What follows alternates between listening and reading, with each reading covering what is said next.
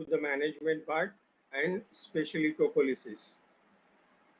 Despite considerable advances in obstetrical care, preterm labor remains one of the most challenging unsolved problems in obstetrics and continues to be a major cause of perinatal mortality and morbidity. 70 to 80% of perinatal deaths occur because of preterm infants. In our country, perinatal mortality is almost 2 to 7 times higher than term baby as per ICMR.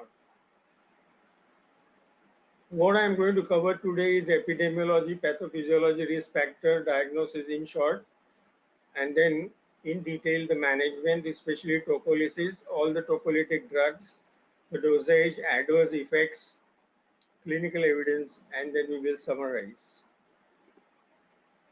What is preterm labor? It is the onset of uterine contractions of adequate strength and frequency to cause progressive dilatation and effacement of cervix between 20 weeks to 37 weeks of gestation.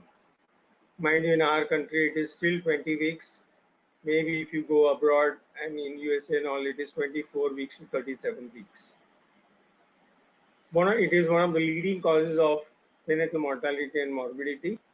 And the preterm labor affects almost 15 to 23% of pregnancies in developing countries like India. It is no more 9 to 15%. It has gone from 15 to 23% in our country. What could be the mechanism of preterm labor? There could be causes and that can lead to a particular mechanism. So stress and premature activation of physiological effectors can lead to activation of maternal fetal HPA axis, corticosteroid releasing hormone and fetal adrenal androgens, placental estrogen and progesterone. Then if you have inflammation and infection, there could be pro-inflammatory cytokines and fetal inflammatory response syndrome.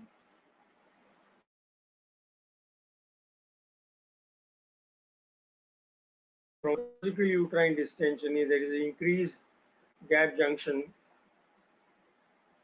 along with contractions associated with proteins, contraction-associated proteins, and upregulation of prostaglandins and oxytocin receptors.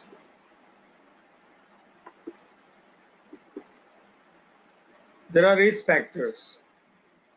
On maternal side, it could be low socioeconomic status, extremes of age less than 18, more than 40, low pregnancy weight, smoking, substance abuse, and multiparity. You have to go into past obstetric history if she has a previous history of preterm delivery, a previous history of second trimester abortions.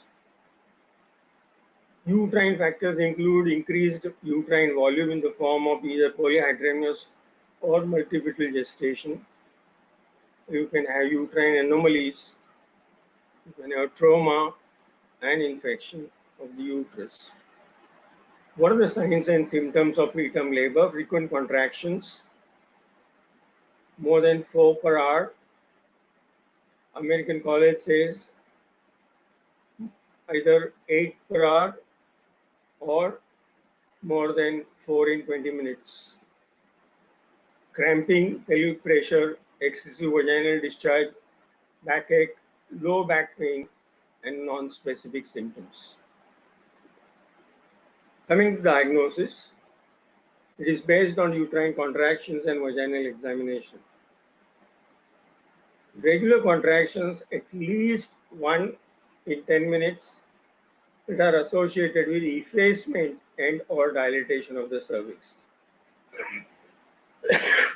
Sorry. When you do transvaginal sonography and the length of the cervix is less than 15 millimeter, it is associated with an increased risk of spontaneous preterm birth. If it is less than 25 millimeter but more than 15 millimeter, it requires frequent assessment. Uterine contractions, you have to monitor by tocodynamometer. And as we said, that the contractions should be of sufficient frequency and intensity to effect progressive effacement and dilatation of the cervix. That is what is called active preterm labor. There are certain markers for diagnosis. Transvaginal sonography, as we already said, an assessment of cervicovaginal fetal fibronectin levels that have shown a sensitivity of about 80%, more than 200 nanogram per milliliter. And then there is something new that has come, the phosphorylated insulin-like growth factor BP1, whereby you can do immunoenzymatic tests based on monoclonal antibody against PIGA BP2, BP1. You can apply the Dacron swab to cervix.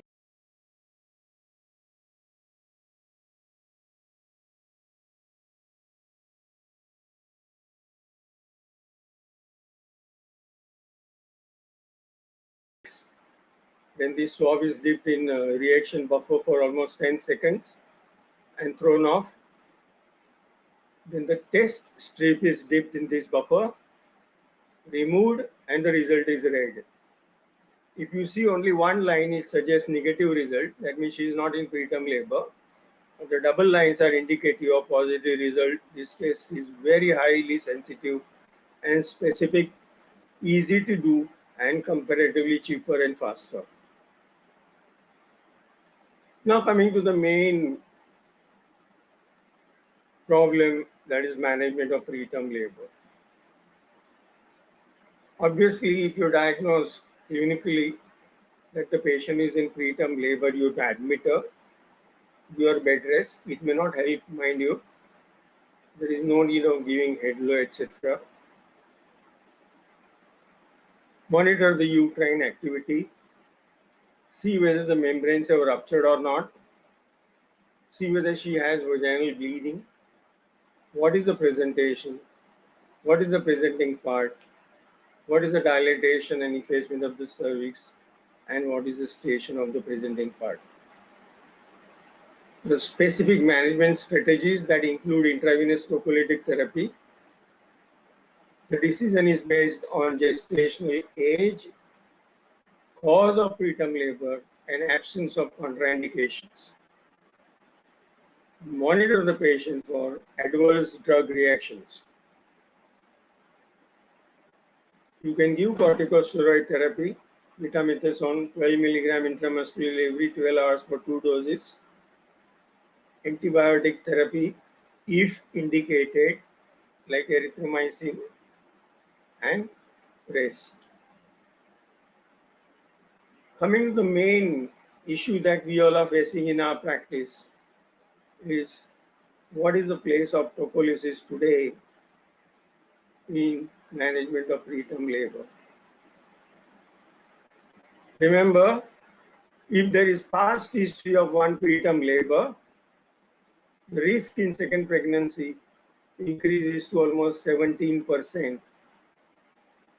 While if she has history of 2 preterm labor in the past, the chances of preterm labor in the next pregnancy increases to almost 28.4%. As such, we may be over-treating patients with preterm labor.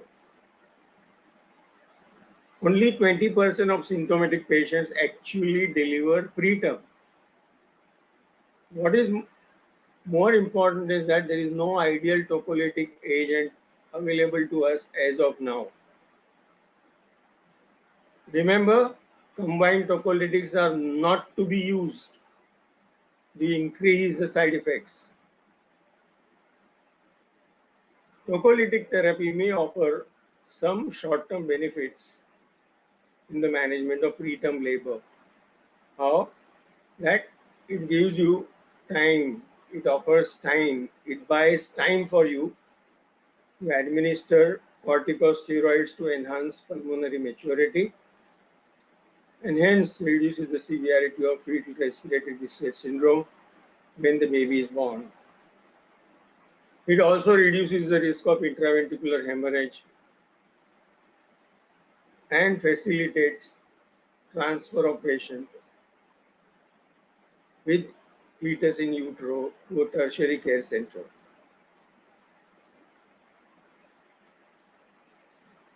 So what are the indications of tocolytics? In acute preterm labor, for completing course of corticosteroids or for in utero transfer of the fetus to reduce the proportion of births occurring within 7 days. Then you can use propolis for maintenance of preterm labor and not allow her to go in established labor. Both oral as well as parenteral may be used, propolis, for maintenance therapy beyond 48 to 72 hours. And there is something whereby you can use propolytic for prophylaxis of preterm labor, especially prophylaxis of preterm labor in women who are at high risk for preterm labor, as we already discussed earlier on. What all tocolytic drugs are available to us? And we have beta agonists, beta mimetics, which act on B2 receptors, which are there on myometrium and also on smooth blood vessels, the smooth muscles which are there in the blood vessels. And in this category, we have isozuprine, ritodrine, terbutaline, salbutamol, etc. Then we have oxytocin antagonist. We all know about atosiban. We can have nitric oxide donors. Nitroglycerin patch can be used. Then we have calcium channel blocker in the form of nifedipine and others like magnesium sulfate. I have not discussed potassium channel openers and all that because they are under research, and we are not going to talk about NSAIDs because they are not used. But one very interesting story I would like to tell you about isozuprine and ritodrine. When I was at Sion Hospital and I had a unit, we had comparative trial going on these two drugs. And we found after finishing 15 cases in each arm that ritodrine had more complications. We called the company concerned and showed the results of both.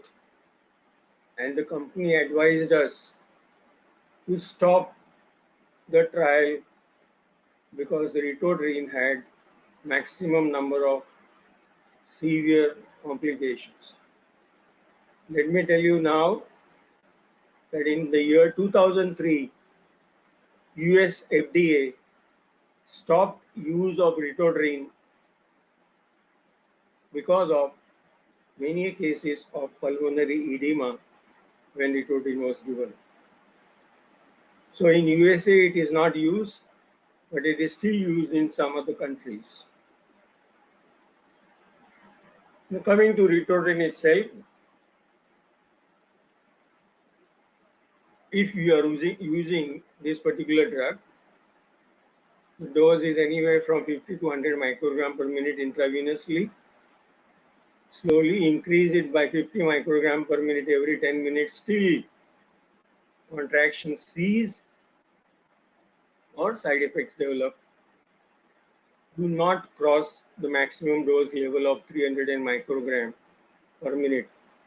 Obviously, as I told you, it has got side effects: hypertension, pulmonary edema, tachycardia, hyperglycemia, and it is contraindicated in cases of oligohydramnios, uncontrolled diabetes mellitus, and uncontrolled thyroid disease. Coming to nifedipine, you can give it in 30 milligram loading dose and then 10 to 20 milligram every 6 hours. Do not give sublingually nifedipine. Please remember this very clearly. It is totally banned. Side effects include headache, flushing, tachycardia, hypertension. And contraindications include cardiac disease, maternal hypotension, severe renal diseases, and do not use nifedipine along with magnesium sulfate. I'm sure some of my students who work with me at either KEM Hospital or Sion Hospital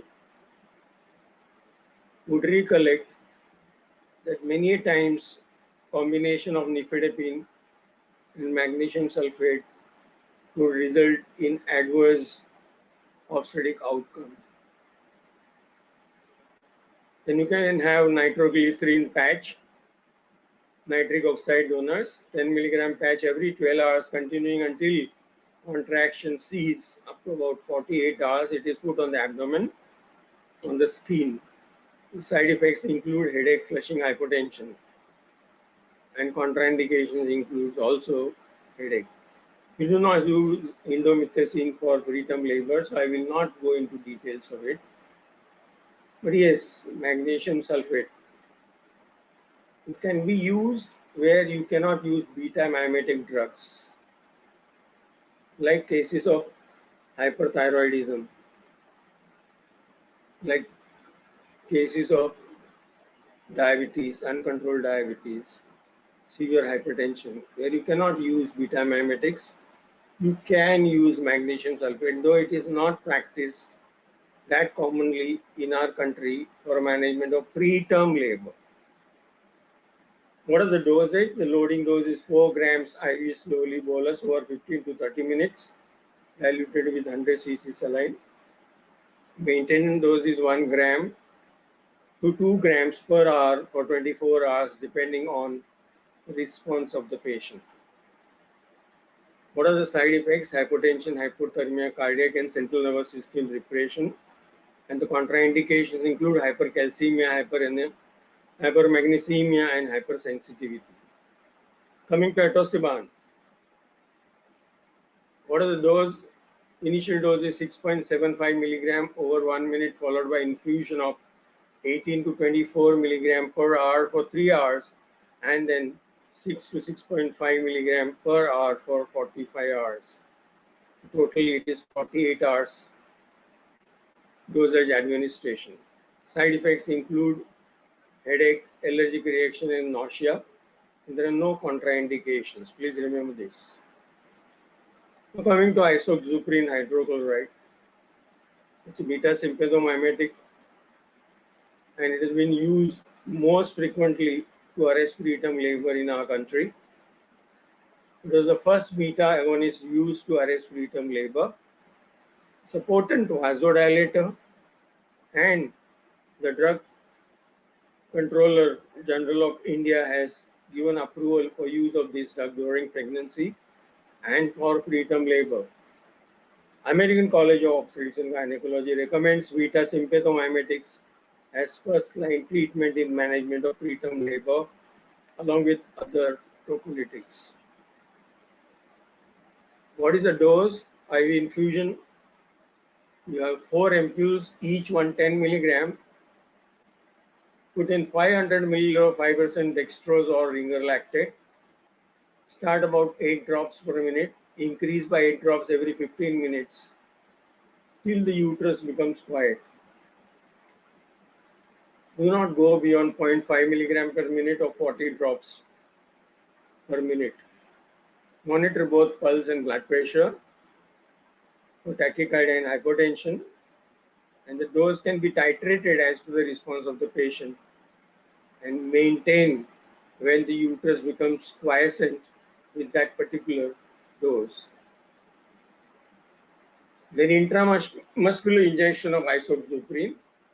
It is administered at the onset of premature labor only if facilities for IV administration is not available, and continued until control is obtained on symptoms of preterm labor. Or you can give intramuscular injection 10 milligram every 2 to 4 hourly after use of IV isoxazoline hydrochloride for 24 hours. Oral administration of isoxazoline should be subsequent to IV or IM administration, provided uterine activity has completely subsided. You can give oral isoxazoline 60 to 80 milligram daily in divided doses for maintenance dose. Obviously, we all know, being a beta mimetic drug, it has its own adverse effects in the form of the central nervous system causing dizziness, cardiovascular system causing low blood pressure, palpitation, tachycardia, flushing, gastrointestinal nausea, vomiting, abdominal distress, and miscellaneous. We all must know very clearly the contraindications for use of tocolytics, and that includes known lethal congenital or chromosomal abnormalities of fetus, no point in prolonging pregnancy, intrauterine infections, severe preeclampsia, placental abruption, advanced cervical dilatation, fetal demise, and chorioamnionitis. There was a nice thing which I observed, which said it's an expert's opinion. The current tocolytic options for treatment of preterm labor by Jorgensen in 2014. It says that while tocolytic therapy may not be indicated in all cases of spontaneous preterm labor, the evidence that they are superior to placebo is robust. Between 22 to 26 weeks of gestation, every day gained in utero is associated with 3% increase in survival for the fetus. Use of tocolytics compared to no tocolytics up to 34th week of gestation does not have deleterious effect on neonatal mortality and morbidity. Now, this was something very interesting which we found, and that is a survey of obstetricians and gynecologists as regards use of isoxazoprine in preterm labor. The survey was conducted in September 2016 amongst obstetricians. 113 clinical practitioners from 29 states participated. What was found? 75% of obstetricians use the drug isoxazoprine in their clinical practice. 3/4, 94% use them in the management of threatened preterm labor. 63.8% of obstetricians used it as a prophylactic agent in pregnant women at high risk of preterm. And 40% obstetricians use isoxazoprine for prophylaxis in patients with cervical incompetence when they were undergoing procedure of os tightening. Continuing with some more evidence-based medicine, as I told you earlier on, the American College of Obstetricians and Gynecologists guidelines recommend beta-adrenergic agonist therapy as first-line tocolytic agent. There was a meta-analysis conducted, and this analysis included 25 studies related to use of isoxazoprine in preterm labor. This was by Giorgino et al. In 2010. 25 studies included 2,100 plus patients. There were 3 controlled studies wherein isoxazoprine was found to be better in 92.5% compared to placebo, where labor could not be arrested for more than 46%. 2 of the controlled studies were double blind and it showed placebo. 4 studies, 209, 14% in prolonging pregnancy in preterm labor in almost 89% of patients. This was a meta-analysis of 25 studies. Now, the practice patterns in management of preterm labor in India, a multicentric retrospective study whereby 5 centers were involved, 285 patients were covered, and this was done between Jan 14 to December 16. What was found? Now, This was between isoxuprine and nifedipine. So what was found? Remember, I'm going to talk only about latency period, that for how many days the pregnancy was continued after use of one of these two tocolytics. The isoxuprine, there were 116 patients. If the pregnancy was less than 32 weeks, 36 plus minus 28 days of latency period was there, whereas in isoxuprine group, whereas in nifedipine it was hardly 1.44 plus minus 1.33. If the pregnancy was more than 32 weeks, the isoxuprine group had latency period of 11.2 plus minus 7.6, whereas in nifedipine it was only 4.4.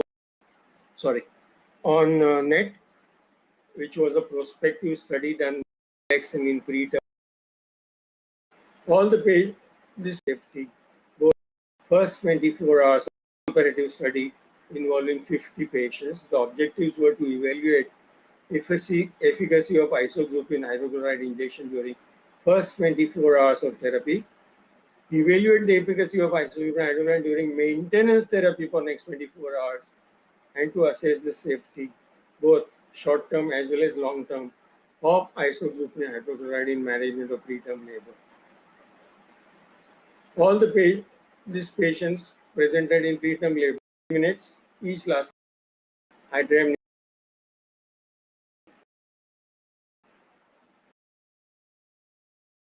5 minutes. When therapy was started, 7 5 minutes 9 point. Isoxuprine significant with 10 milligram. And what was ACOG committee opinion on this issue? The American College of Obstetrics and Gynecology very clearly said that progesterone is used as a prophylactic measure in asymptomatic women and not as a tocolytic agent. Please read this well. Documented history of previous spontaneous birth at less than 37 weeks of gestation, it may be recommended, but not as a tocolytic agent. What are the unresolved issues as regards progesterone in preterm labor is the route of drug delivery and the long-term safety of the drug. Coming to some of the recent updates on tocolysis in preterm labor, and we look at Cochrane review, they mentioned in 2014 about beta-mimetics with 1,367 patients that beta-mimetics decrease the number of women giving birth within 48 hours. And there was a decrease in number of births within 7 days. Then in 2014, they talked about atosiban and had 2,485 patients. They mentioned that atosiban is no better than placebo in preventing preterm birth. Though atosiban has fewer maternal side effects versus other tocolytic drugs, we all know very well that if it comes to cost, there is no comparison between duodenum and atosiban. That is the reason that we use isoxuprine hydrochloride so commonly in our country, because of low cost and affordability. One more review by Cochrane in 2013 as regards calcium channel blockers. They concluded that calcium channel blockers do not reduce preterm birth or improve the outcome for babies when given to women after contractions of preterm labor have stopped. Okay? Calcium channel blockers. But now I'm going to tell you after this slide what is the latest thing about it. There's an optimum study published in Lancet 2016 regarding progesterone in preterm labor. Vaginal progesterone was not associated with reduced risk of preterm birth or composite neonatal adverse outcomes and had no long-term benefit or harm on outcomes in children at 2 years of age. Do not use progesterone as a tocolytic agent. Please remember this. Now, coming to one of the things that we have been using, I'm sure most of the obstetricians in our country use either isoxazoline, nifedipine, magnesium sulfate, or now atosiban. But I have to tell you something about nifedipine, that it is not approved for use during pregnancy or preterm labor. Please remember these two words. Not even during pregnancy. Forget about preterm labor. What is important is that manufacturer of nifedipine do not recommend its use in preterm labor. And they have said that if it is used in preterm labor, sorry, and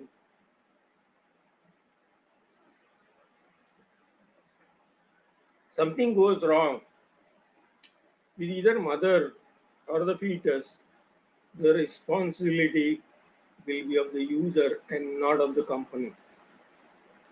Now I leave it to you to decide. Even I have used nifedipine. Let me tell you honestly, we have used nifedipine for prevention of preterm labor.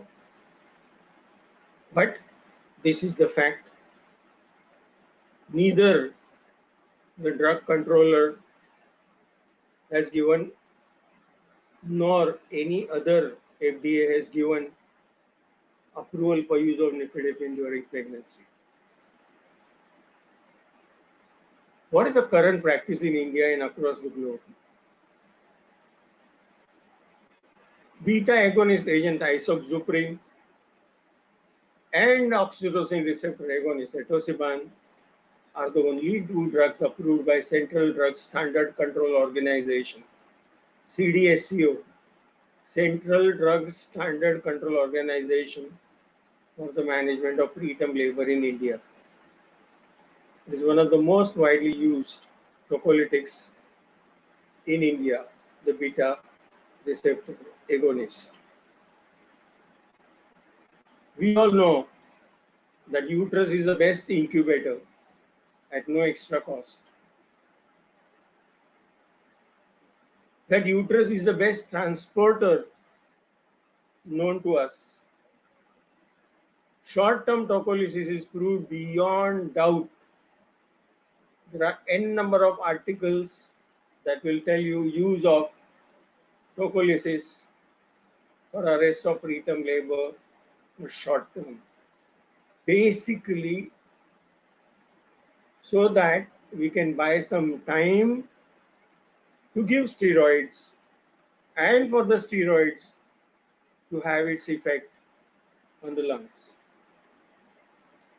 Long-term tocolysis is not supported by evidence-based medicine.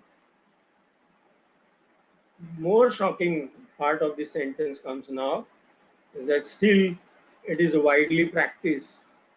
As I told you earlier on, the survey of obstetricians done in our country, there are many obstetricians who use isoxazoline hydrochloride like water, literally. To summarize, prematurity continues to be a major contributor of perinatal morbidity and mortality. Isoxazoline and atosiban are DCGI approved drugs in preterm labor. Isoxazoline is preferred and the most commonly used tocolytic drug in India. What is the practice pattern? The retrospective study confirmed among pharmacological agents that isoxazoline showed better improvements in maternal and perinatal outcomes. Isoxuprine, when administered intravenously and in maintenance therapy, intramuscular or oral, is effective in prolonging pregnancy in patients of threatened and active preterm labor. Isoxuprine was found to be safe, well tolerated in arresting preterm labor, and in turn resulting in improvement in maternal and perinatal outcomes. 40 milligram oral dose had good patient compliance. It's a 40 milligram retired capsules which are available. Prolongation of pregnancy and perinatal outcome were better with 40 milligram tablets compared to 10 milligram. Many trials comparing efficacy of isoxuprine have critical design issues, and hence the results must be interpreted carefully. Before I invite you to ask me questions, let me tell you what is my personal experience as regards isoxuprine hydrochloride. Ladies and gentlemen, I joined Sion Hospital, that is LTMG Hospital, Lokmanya Tilak Municipal General Hospital, as assistant professor way back in 1984. And we started using isoxuprine hydrochloride for arrest of acute preterm labor. I spent 23 years there and then 8 years at KEM Hospital, Mumbai. I managed BOH OPD in Sion Hospital for 21 years. And I honestly tell you that we use isoxuprine hydrochloride in many BOH patients after 20 weeks of pregnancy and in many cases of preterm labor. When I was at Cooper Hospital as a resident, I had to sit with my classmate in my first house post. Her husband also was a doctor. She was registered with my boss at Cooper Hospital, and she was brought from my boss's private nursing home to Cooper Hospital for IV duodenal. Let me tell you, I sat with her for 24 hours, monitoring IV duodenal. She was 3.5 centimeter dilated and almost 60% effaced. Luckily, membranes were plus, no bleeding, fetal heart sounds all right, and she had no other comorbidity. We put her on intramuscular isoxuprine. She refused, and we started on high doses of oral isoxuprine. She was in the ward for 5 days. She went home and delivered at 36th week, that is 10 weeks after she was brought, and started on duodenal. I have used isoxuprine hydrochloride very commonly in my practice, and I thought if somebody supervises the patient properly, this is very important. If somebody supervises the patient honestly, sensibly, then it is one of the best drugs to arrest the preterm labor. It is cheap, it is well tolerated, and it is highly efficacious. I am not letting down any other tocolytic agent in front of you, but after having told to you about nifedipine that we can't use, magnesium sulfate, because we have to monitor respiratory rate, knee jerk, urine output, etc. It is not commonly used as a tocolytic agent in preterm labor. We are literally left with isoxuprine hydrochloride and atosiban. And looking at the number of patients we have and their economic situation, I think isoxuprine has an upper hand today in our country. And I was not surprised when I saw the obstetricians were visited, they were interviewed as regards use of isoxazoline in preterm labor and pregnancy. Ladies and gentlemen, thank you very much for patient hearing. I hope I have not disturbed your sleep. I also would like to thank my dear friend Makran for relaying this particular webinar and Abbott Pharma for sponsoring this webinar. You can send your questions. The questions will come to me in writing with the help of Abbott people, and I will answer the question immediately, no sooner I receive.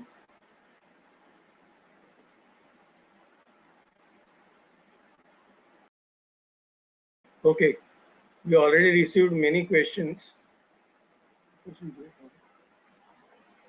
Or we should let the patient deliver. Two, the Sir, science, please, yeah, sir, sorry, sir. Please take the next question. The questions have been added in sequence as 1, 2, 3, 4. So you can I go on think from there's there. question number one, which is very lengthy. Acha, it's the Sir, move same way on you to the put it next. later. Okay, Yes, okay, yes. okay, okay. What are the signs which decide whether we can prevent preterm labor or we should let the patient deliver? Very simple. If it is an established preterm labor, that the cervix is dilated more than 3 to 4 centimeters and the effacement is more than 50%, or if the membranes have ruptured, there is no point in continuing pregnancy or doing preterm labor. Of course, RCOG guidelines, the Green Top guidelines, they say that if there is a preterm premature rupture of membrane, try and give conservative line of treatment as far as possible initially. But if you know that the patient has gone into established labor, as I told you just now, there is no way you can prevent her from delivering. But if this patient has uterine contractions, the so-called irritable uterus, as used by residents, but no changes on the cervix, that is threatened preterm labor.